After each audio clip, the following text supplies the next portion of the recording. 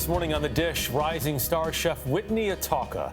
Raised in a small town in California's Mojave Desert, she earned a degree in anthropology before deciding on a cooking career. She's had jobs at some of the nation's top restaurants, but fell in love with Southern cuisine while working in Athens, Georgia. Now she makes her home not far from there on Georgia's rustic Cumberland Island, where she's executive chef at the prestigious Greyfield Inn. And seaside cuisine is the subject of her just-released first cookbook, The Saltwater Table: Recipes from the Coastal South. Chef Whitney Otawka, good morning. Welcome to The Dish. Good morning. Morning. It's great to be here. This looks and smells fantastic. What do we have here? Thank you. Well, I brought you a little taste of the Southeast Coast.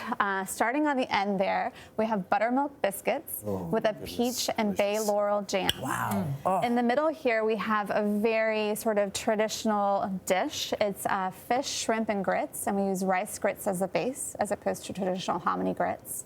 Next to it there, we have cast iron filet beans with red pepper piperade and a bene seed sprinkle on top.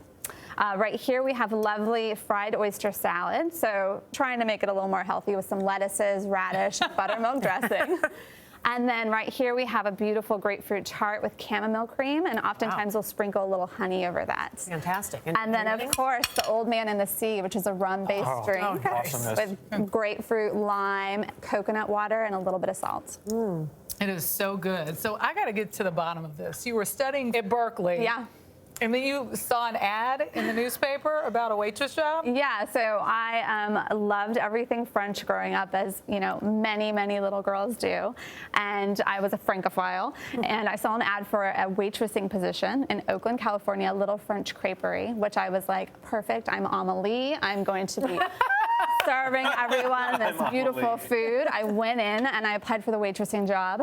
The owner was from Toulouse, France. He could see clearly I had no waitressing experience, and he put me in the kitchen with him, which I thought was even more brave than putting me on the floor. Sure it was. But he really taught me so much about the beauty of food, the conversation of food, the shared table. We would eat a meal after every shift together, and it was just a lovely experience. I fell in love with restaurants. And you can fall in love where you work right now. Talk a little about where that is. Yeah, it's Cumberland Island, so it's basically the size of Manhattan, about 17 miles, except for there's 50 permanent residents instead of however many million live here.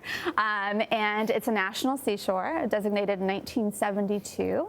I'm exposed to the nature of the place every single day. It inspires how I choose to design the menus, how I decide to cook. I'm outside, I see things growing, wild things growing. You know, we have a beautiful 2-acre garden that supplies the inn.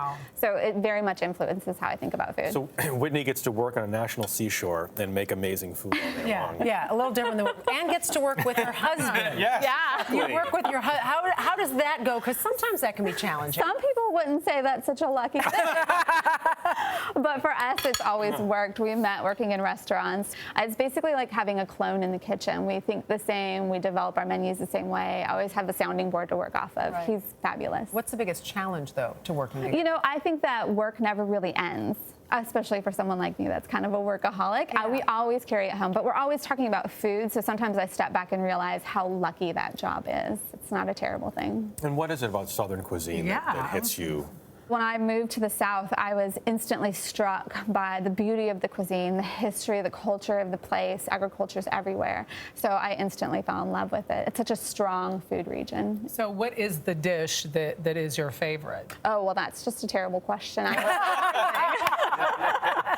Right now, I always go through waves with the biscuits. Lately, I've been eating a million biscuits. So maybe biscuits should be where everyone should start with Southern cuisine. I understand why. As you sign the dish, if you were going to have this meal with anyone, past or present, who would it be? You know, a great influence on my writing and someone I've always deeply admired was Anthony Bourdain.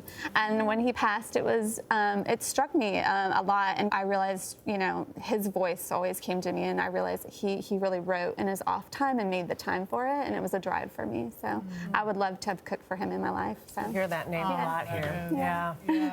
You signed that dish, and Chef Whitney Otawka, we thank you for being here with us. And if you want to know more about Whitney or the dish as she hands it to me, you can go to the website at cbsthismorning.com.